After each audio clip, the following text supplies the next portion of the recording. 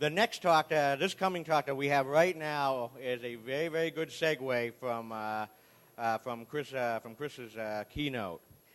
But before I introduce you to Catherine and Chris, I want to take a few minutes to give a public service announcement. And around the second talk, before the beginning of the second talk, I want to give a public service announcement on a topic which I'm sure some of you may be familiar with, which is sexual harassment. I want to just let everyone know that it is absolutely not, like, it is an absolute no-no. Like, just don't do it. It is giving the security community a black guy, and ultimately the tech community a black guy. Completely wrong. Don't do it. Don't go there. Don't do anything stupid, all right? We'll read the code of ethics and the code of conduct here at DEF CON. Just don't even go there. I mean, that's all I'm going to say. Just don't do it. Like, just don't give this community and cybersecurity more a black guy and a bad name as it already have. That's all I want to say. Because, you know, we here, especially the Wall of Sheep and the Packet Hacking Village, I mean, it's absolutely a no-no. Don't go there, okay? So now it is my pleasure to introduce you to the next two speakers. And these next two speakers, I guess the best thing I will say is they don't need a lot of introduction. And a lot of what you may have heard about the speakers, especially the gentleman to my right, half of what you heard is not true. So, without much ado, it is my pleasure to introduce you to Catherine ULLMAN and Chris Roberts.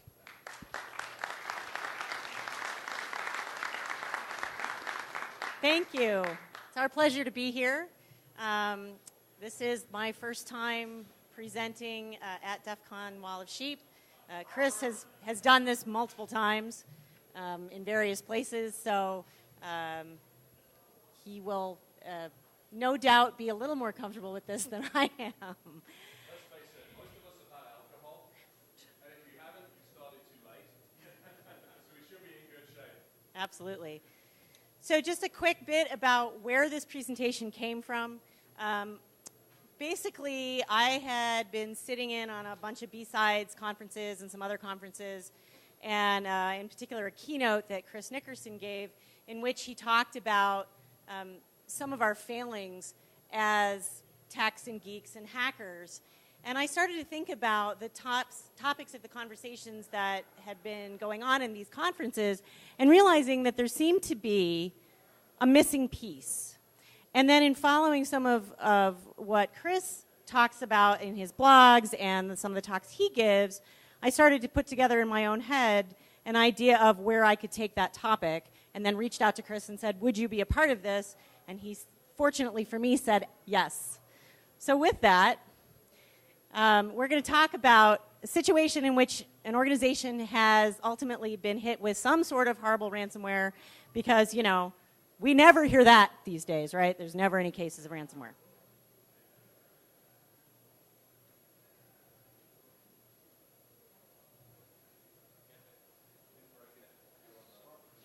Oh. I don't know why I did that. Can you guys see me if I just talk like this? Yes? At the back, you guys okay? Yes-ish? Yeah, hang on, all right. We'll get the stick of doom. All right, so while Catherine's sorting out the geek stuff that we all do a wonderful job, can you guys hear me now with this stupid thing? Yes. All right, brilliant.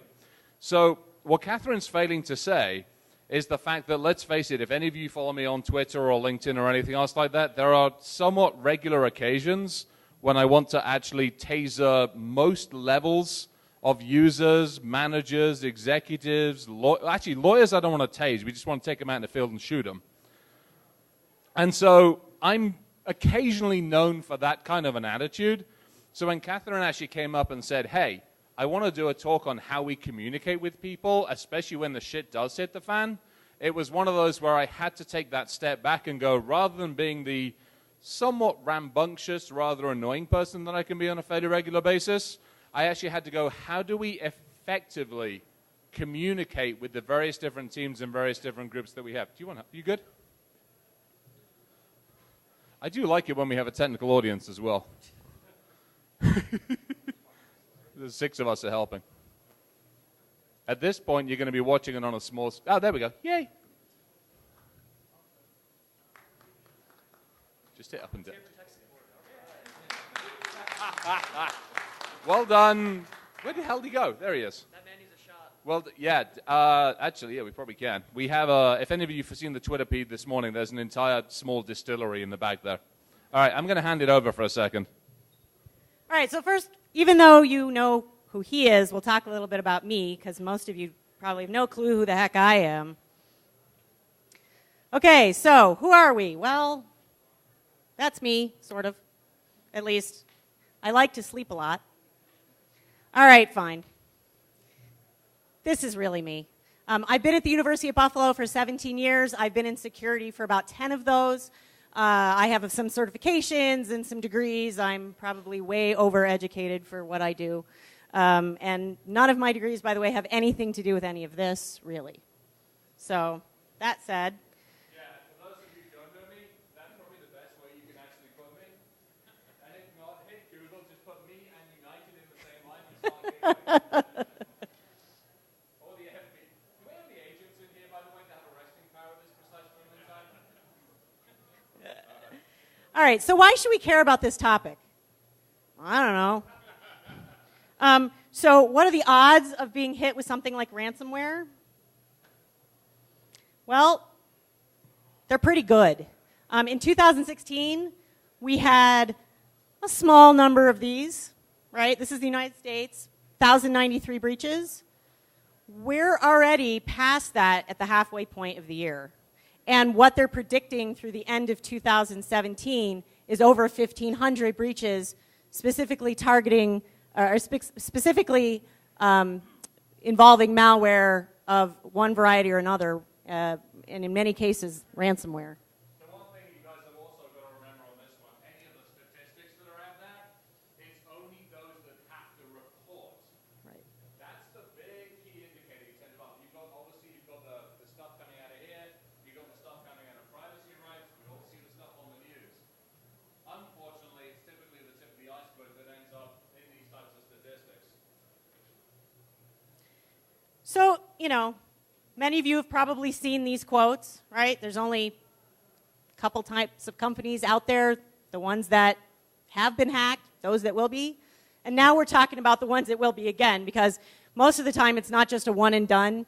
They get hacked, somebody pops them, and it's not too long, even after the cleanup, that they'll be hacked again. I can tell you that there is a hospital in my neck of the woods that got popped, and I can tell you that DNS for that particular hospital is still wide open. And this happened months ago. They still haven't addressed some of the basics. So, you know, what do we do out there? Well, in some capacity, whether we're hacking for good or for evil, in theory, we are some form of InfoSec professional, right? And as InfoSec professionals, we're really good at some things. We're really good at, like, diagnosing and fixing things most of the time, right? Like, Rob came up and helped diagnose and fix the problem we were having this morning. So we're pretty good at this. There are some things we're really not good at. One of the things we're really, really not good at is communication, right?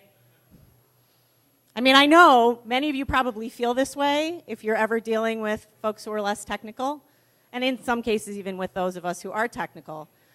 It's not the computer, no. It's one of those things over the years, you think, this is 25, we've been doing this for 25 years. When we first started, we blamed the users. Then we blamed the developers, we blamed the network guys, the DBA guys. Then because we weren't getting the funds that we needed, because we kept going back and saying the firewall's broken, we need another one with this year's blinky light, we started blaming the CFO. Then we blamed the CEO, and then we blamed everybody else. We have to take a step back and go, what are we doing wrong? And I think in some cases we're still doing that. We're still blaming everybody else. I still want to taste the users. All right. So, you know, we're not so good at verbal and written communication. We're really not. Another thing we're not particularly good at, speaking to that tasering. Patience. We don't often have a whole lot of patience. So, given the fact that these are the things we're not particularly good at in this community, are there any repercussions? You think there are repercussions for us not communicating all this information well? Yeah, quite a few. Okay? You're going to have issues with people are going to lose trust. They're not going to want to come to you when there is a problem. And they need to be able to come to you when there is a problem. There are all these processes out there to start to educate folks, all these phishing programs that are out there. And the problem that I see with most of these programs that are in place these days is that at some level, there's negativity. And if there's negativity, and I don't mean necessarily that you're even intentionally being negative with the users. I mean, if you're talking to a fellow coworker and you're saying something like, ugh, Joe Blow fell for that again, you've got negativity on the brain. You're not thinking, okay, if this is a person who always falls for this stuff, what controls can we put in place? Now we know he's part of that, 1 to 5% that may never learn. Okay, we can compensate for that. And I think the other thing is as well is what tends to get lost a lot of the time, which is part of the reason we're going to be up here talking, is we communicate the same way no matter who the audience is. That same message goes out, doesn't matter if it's going out to leadership, management, users, the kids, the kid stuff that we're doing. We haven't yet figured out how to well modify that message. It's part of the reason we're up here having a conversation about this. Absolutely. So, it's also going to cause problems with communications, that there's going to be more conflict. You're going to have a more difficult time in the future. So ultimately, this is not ideal. So what happens when your company gets hit? Uh-oh, right? Now the shit's hit the fan. We now have to deal with it. And we're so caught up as techs in trying to fix the problem and only saying what we absolutely need to so we can get back to fixing the problem that we don't realize we're making it worse on ourselves. So we need to frame the conversation with the audience we're going to have it with. Yeah. So it's important to anticipate the questions that each level is going to ask you. Some of them are going to be the same and some of them are going to be radically, radically different. And how you respond to them is going to depend in part on framing of the questions or the answers that you're going to give to these questions to that particular level. So this goes back to what we were saying. Obviously, a lot of the time, we spend a lot of time talking and trying to sort out the end users. We spent 25 years trying to get them to sort out their passwords. We'll ignore the fact that the C-levels still like their 4-character passwords. We'll deal with it. Tasers. So, the middle management tends to be the one that we tend to overlook. We either go after the users or we say the bloody C-levels and how do we segment those off. And now we're trying to say, okay, let's break this down. Kathy did an amazing job. She's like, hey, help me understand how we talk to all these different levels. So it's kind of what we're up to. Yeah. And you need to consider how you're going to communicate this. So what kind of channels are you going to use? And there's some considerations regarding those channels. I mean, number one, given whatever hit you, you may not have all these channels available to you. And number two, depending on what's going on in your particular company, there may be legal implications, which is in part why we have that final bullet. Because that may be the only way you're allowed to tell people in some instances. It's one of those things, if you guys have gone through a breach or you've worked with breach organizations, for good or for bad, the lawyers tend to get involved very, very early on. Then you start getting into what's discoverable, what you can and can't disclose, how you can disclose it, how you put a title on the email headers. You guys are aware of this if you do any kind of IR or anything along those lines. So it's very, very critical for not only understanding the audience, but very much the communication medium of how you do this. And we'll talk a little bit about the reactions and actions of those mediums in a little bit. So something that's well worth looking at. There's obviously a ton more than this, but it's breaking it down very simply. Yeah, and I mean, ideally, if you can do this in person, I really think that's without a doubt the best way. But if you've got a company of 10,000 people, Preferably without an Alexa in the room. you may or may not be able to do that. So let's start talking about the end user and how we're going to communicate to them. So here's your average end user, right? And honestly, it's okay that they're at that level. There's nothing wrong with somebody being at this very basic level. And we need to understand that and make it okay in our own heads. Yes, it can be frustrating. So what is the end user focused on? Well, they're focused on their day-to-day existence, right? Getting their jobs done. You're going to use this as an opportunity, a training opportunity for them. Whether they were the one or one specifically responsible for what happened, which we all know with ransomware is very, very easy to do. But it doesn't really matter whether it was one particular person or a whole group of people. You're essentially going to use this as a teaching moment. And don't just teach them about why it's important at work. Explain why this is important everywhere, whether it's at home, at work, with their kids.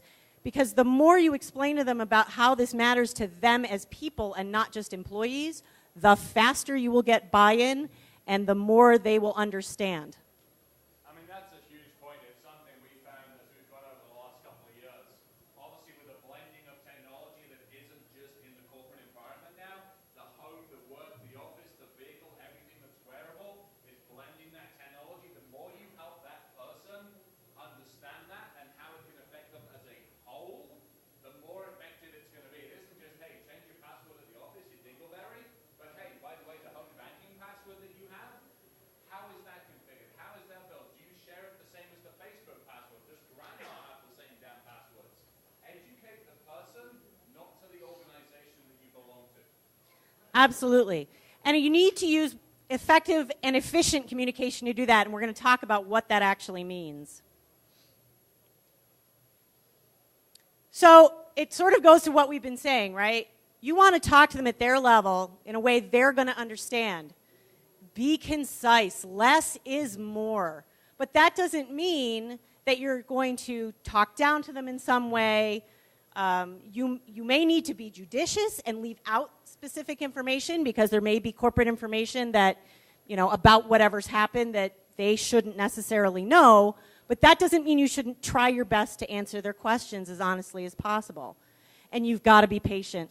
Even if it means afterwards you go and you bang your head and tear your hair out and taser.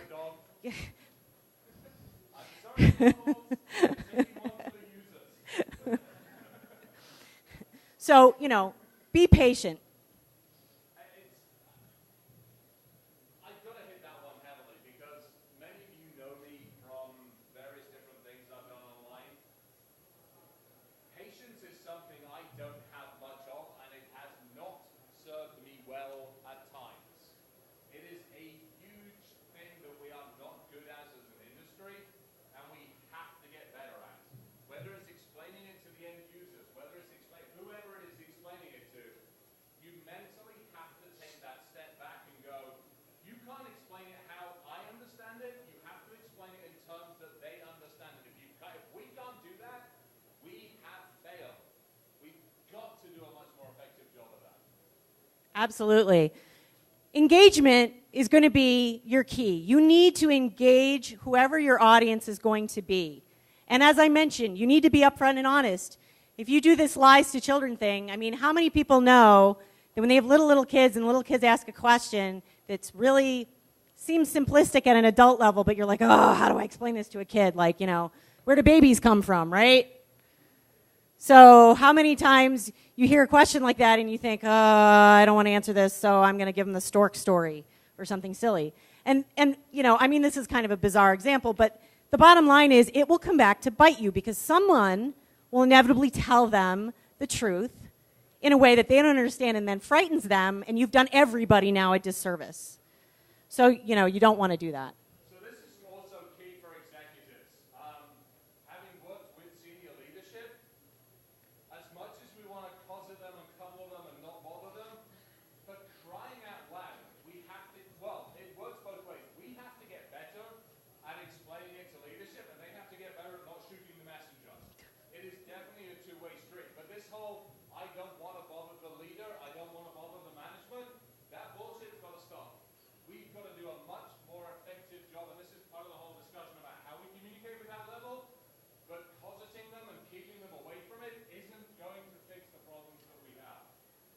Nope. And you need to reassure them. If there's somebody who is terrified of what's happened, you know, you don't want to lie to them, but you want to assuage their fears, which means answering their questions.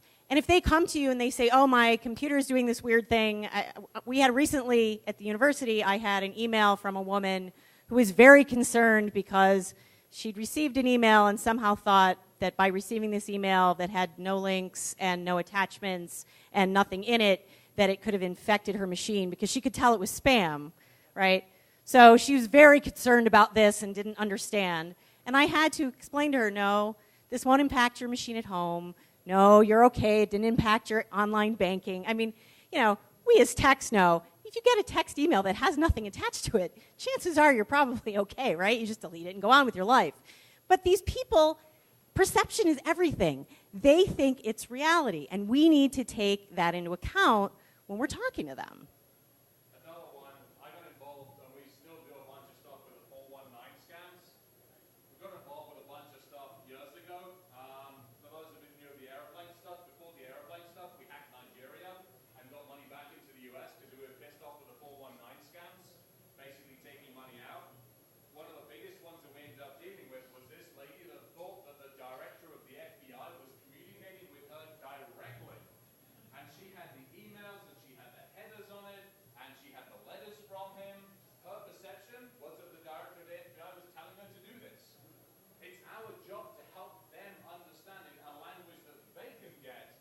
That's not the case. So let's move on to middle management now. Calm down, it's all good, right? No. So they're going to be focused on whatever business process they're responsible for, and that could be radically different in different companies. You could have a couple of middle managers, you could have a ton, you could have an HR person, an IT person, I mean, you could have a zillion of these, right? So depending on what particular business process they're involved in, that's the thing that they're going to be really, really focused on. And once again, you need to be talking to them at a level that they can understand. And again, we're talking about effective and efficient communications with them. Help them understand what's going on. Middle management is hard. So here's what an ideal middle manager looks like, right? They have this huge set of skills. How many of you have ever seen an ideal middle manager who has all these skills? Raise your hands. Anybody know any of these?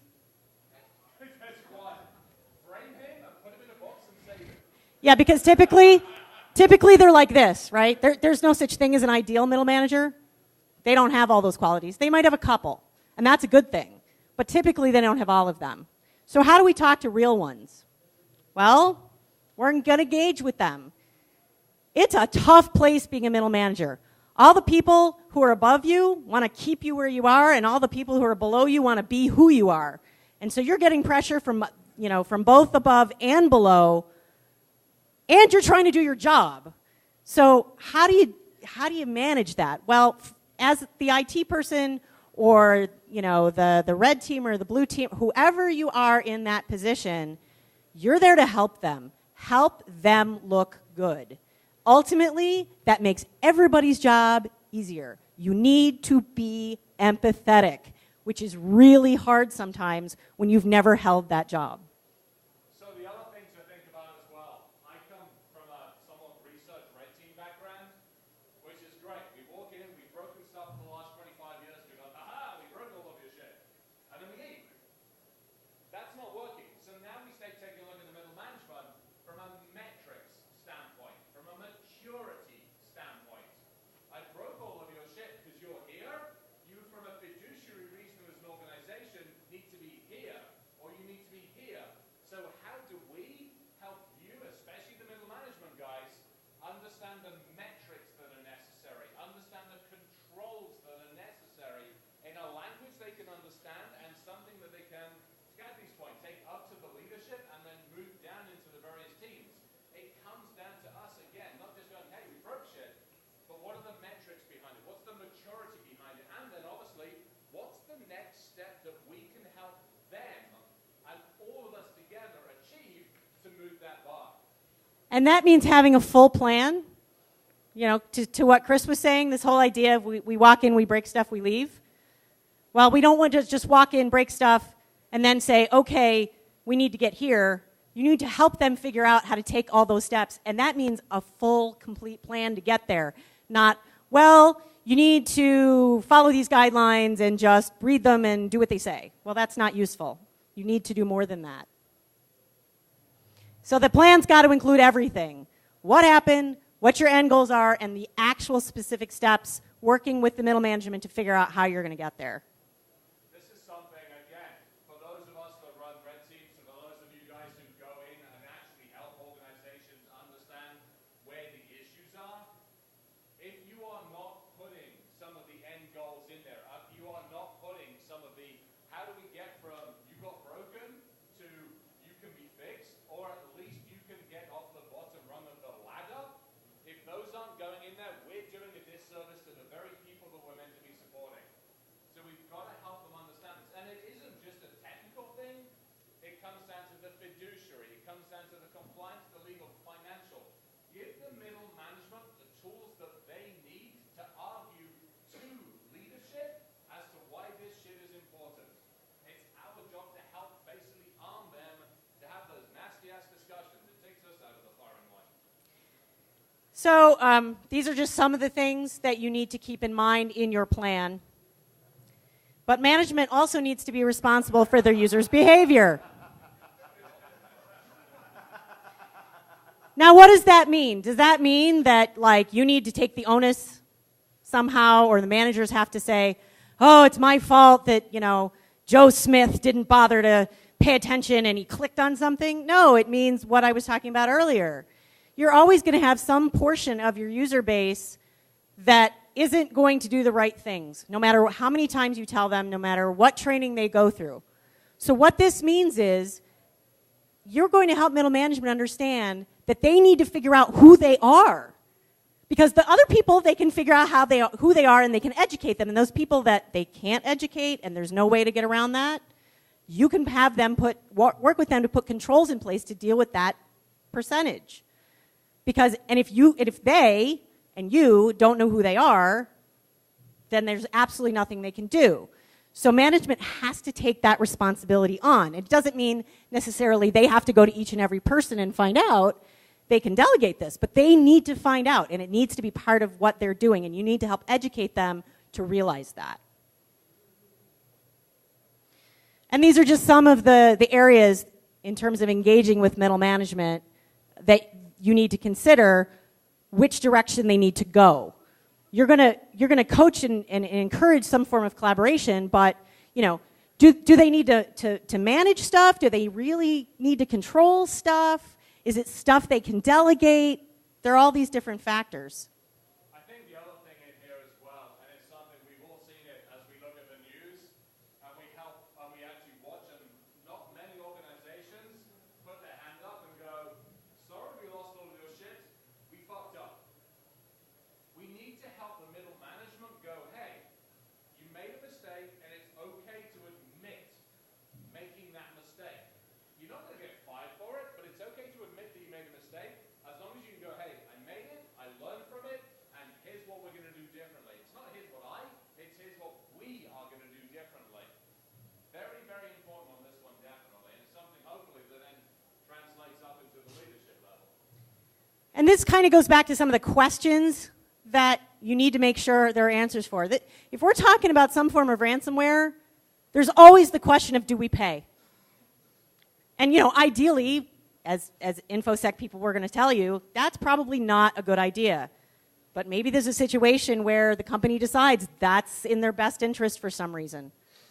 They need to know this answer long before this happens.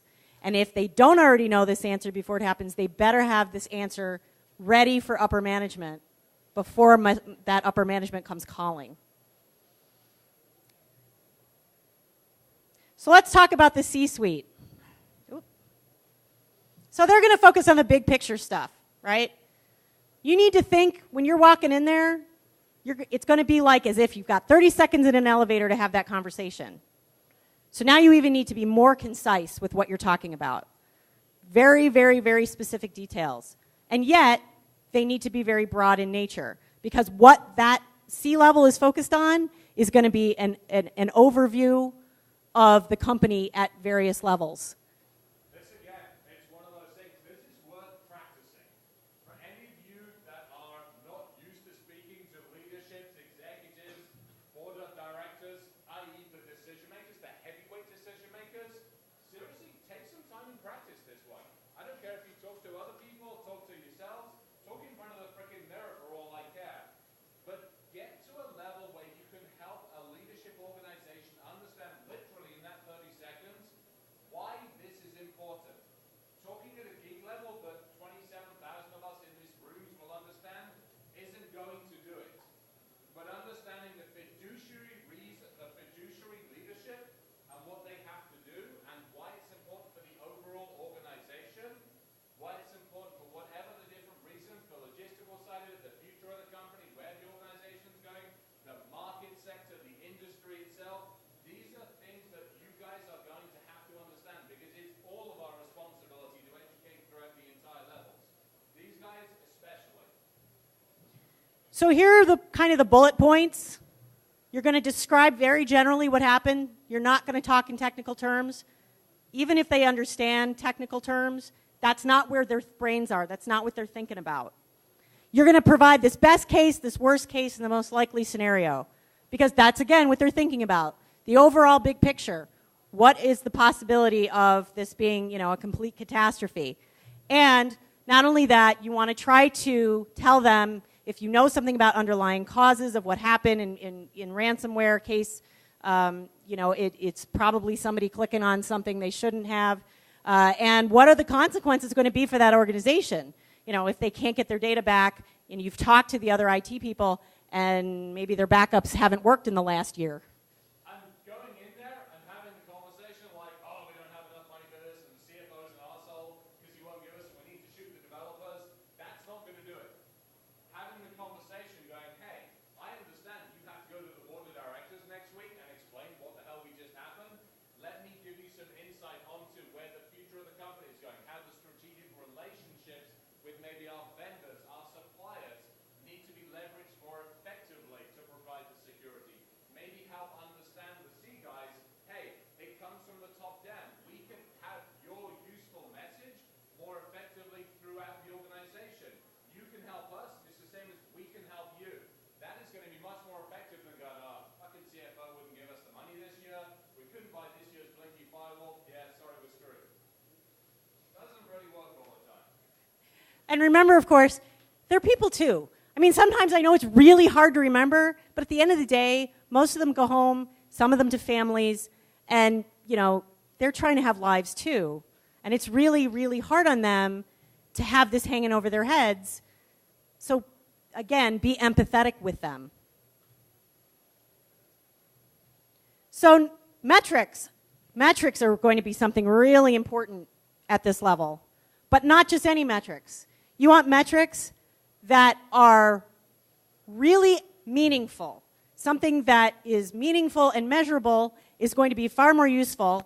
And I can give you an example from my own institution. So one of the things that we put in place is that for emails that come in with links that go out to websites that have done some sort of a screen scrape and look just like our Shibboleth login page, we've put in a redirection.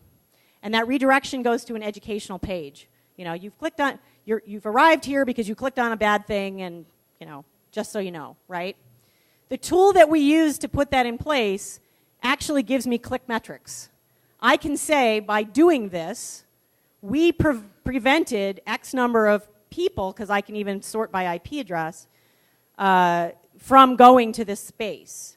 And what that tells our folks is, hey, this tool we bought, it's giving us some value for that in a context that is important to our management.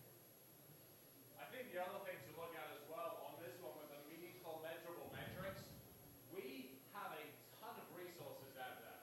We've got the Black Report. For all our love and hate for Cisco and Microsoft and all those other wonderful companies, they each put out reports every 6 months, every year, Verizon reports. All of these reports have metrics that break down the industry that we're looking after and we have responsibility to, and say who's getting their ass handed to them, how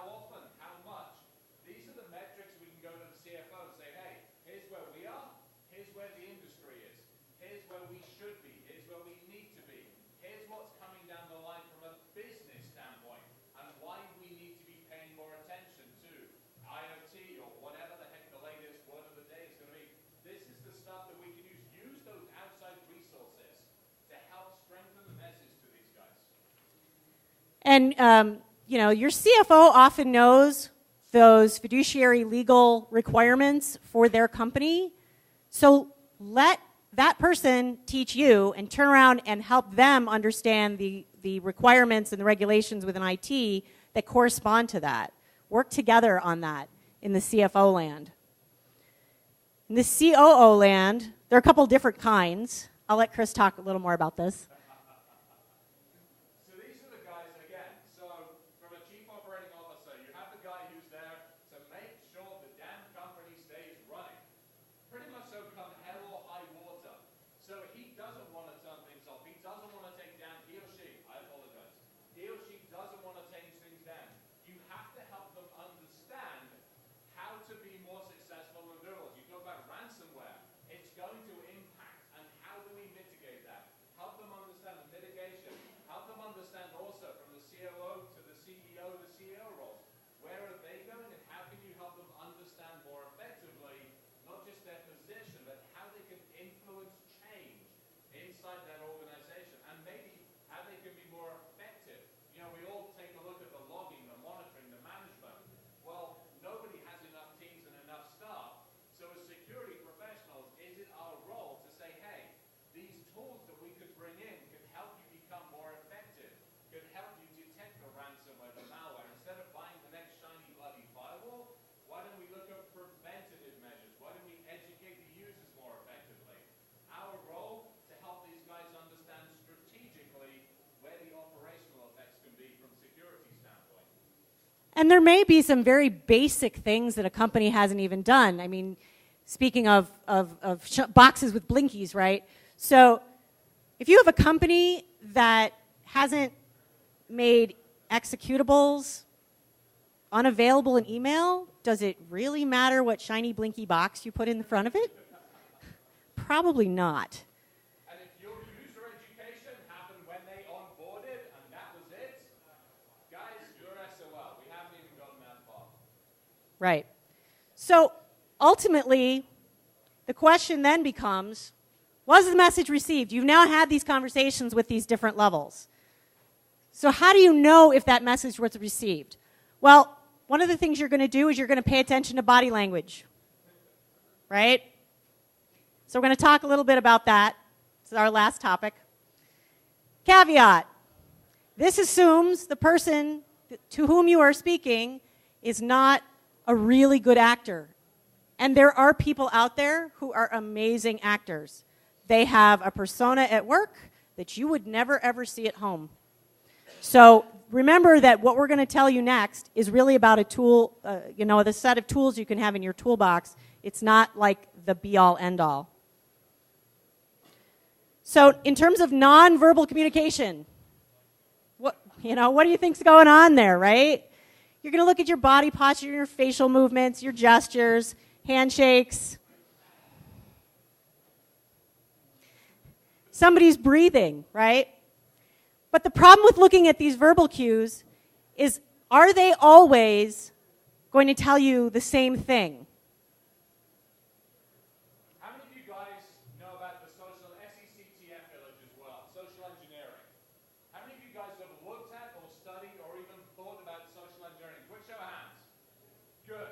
Excellent. Thank you. So there's a couple of books out there. There's some really good ones out there that are well worth reading. One of the ones I tend to reference a lot is Verbal Judo. If you haven't hit it, please go and help it. It's a ridiculously good book. Typically it's law enforcement, military stuff, but it helps you basically de-escalate an issue. And when you're dealing, especially in a high-stress situation, hey, guess what? We got ransomware and all shit's gone to hell in a handbasket, and the CEO's about to wring your neck. It really helps you de-escalate that situation and helps move the message through. And part of it's visual clues, verbal clues you can get from like the FBI manuals and CIA manuals, but part of it is very much the verbal language as to how we succeed and you on your own is going to fail. So if you look at these examples, what they all have in common is that they could be interpreted in multiple ways. So any one particular clue that you're getting may not be, because you can read all kinds of things about this stuff. And in fact, when I was putting this together, I found a whole bunch of websites that said things like, oh, if you have this kind of movement, it means this. Well, any one of these by itself can be very misleading. So you have to consider, you've got to ultimately synthesize these nonverbal cues together. If you put them together, that's ultimately how you should be arriving at whatever you think is going on. So if you have, as these give an example, raised eyebrows and fleeting eye movement, as well as, they're grabbing hard at something, they're probably very uncomfortable. But, if they're just grabbing a hold of something, that may not have anything to do with discomfort. It may be that they're just thinking about something else at home that's making them stressed out. Or they've not had enough coffee yet. Yeah. So again, when you're having difficult conversations, walk in with either coffee or a good single malt. or whatever their beverage choice might be. Get to know them, right? Sharing and OSINT research, walk in with a decent bottle of something useful. It is definitely something that, again, we need to remember. It's all very well having the message, getting the message right, but the delivery and the receptiveness of that message is key. And if you can adjust the message according to the audience, it's huge skills. I mean, Nickerson and the team and Chris Hackney and the guys at SECT, they are masters of these skills. Please learn them, because there's something that we need to do much more effectively as security professionals to get the messages across. Ultimately, it's our job to educate, not adjudicate. When you are talking to these folks, this is not a judgment. Don't taser them. Sorry. It should be essentially a judgment-free zone. Whatever they tell you, whether it's your end user, your mid-level manager, or your C-level folk, teach them. Don't judge them for their beliefs or their thoughts or, whatever they're communicating to you. Help them understand. Learn what they know and trade knowledge with them. I think that's a good one. The trade knowledge is huge. We are very good in our own areas. Had an amazing couple of conversations yesterday with somebody who deals in signal frequency modulation. I know that much, and he took me this deep. So we traded knowledge. You can do the very same thing with your end users, your middle management, the leadership guys. And if you trade knowledge, it opens up those communication challenges. Do not go in there going, I know computers, you don't, get the hell out of my way and I'll fix this shit. That doesn't help anybody. And as many times as I hear, oh my God, there are these jerks who are in security, because there certainly are, right? Be the change. If there are all these jerks and you want to see fewer jerks, be one of those folks who isn't a jerk. And teach your friends to not be jerks. We can't affect change without changing ourselves. So be the change you want to see out there. There's another phrase I tend to use on some of mine, which is, I will fail. We will succeed. And that's as powerful as this one. And it has to be that way. And it's not just we, those of us in the room. It's those of us that we look after. It's those of us that rely on us to deliver a system and keep them safe, secure. I don't care if it's civilian or military, government, whatever. It's our role to help basically be that security blanket for those people and help educate them as best as we can. And with that, we just have some thank yous. I wanted to thank my university for sending me here, Chris's company for allowing him to be here, and of course, Wall of Sheep for having us. We can't thank you enough. Everybody here? Yes, thank you so much for coming. If you have questions, we're happy to take some questions.